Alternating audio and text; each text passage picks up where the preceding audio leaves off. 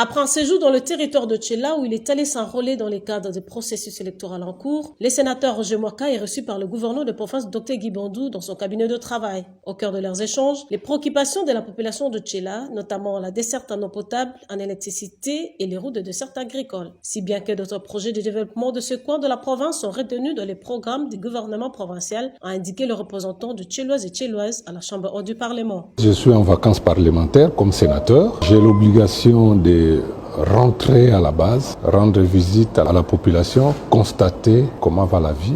J'avais bien l'obligation de rencontrer monsieur le gouverneur pour échanger sur les questions qui préoccupent la population, mais aussi pour prendre certaines préoccupations de la province pour les apporter à Kinshasa. Je suis très encouragé également parce que les gouverneurs de province annoncent qu'il y a des travaux qui vont intervenir sur les routes de desserte agricole qui sont totalement défoncées. Et cette situation est vue pratiquement dans tous les territoires. Les petites routes qui relient les chefs-lieux des secteurs aux chefs-lieux des territoires. En fait, ça relève en principe du ministère du Développement rural, mais le gouverneur, en tant que papa de la province, ne peut pas laisser la situation se dégrader autant.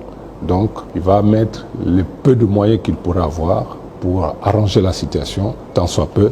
Pour le patron du Congo central, Dr Guy Bandou, la visite du sénateur Roger Mwaka permet de renforcer le lien de la cohésion provinciale et la question de la redevance pétrolière due à la province a été abordée entre les deux acteurs politiques. C'est toujours avec un grand plaisir que je reçois l'honorable. C'est un acteur politique qui ne s'est pas seulement engagé dans son rôle d'élu, mais il fait partie des acteurs et des artisans, l'un de nos chevaux de bataille. Je ne cesserai pas de le dire que la cohésion provinciale, l'entente entre les différents acteurs, les fils et les filles de la province, restera l'élément le plus important pour pouvoir regarder dans la même direction.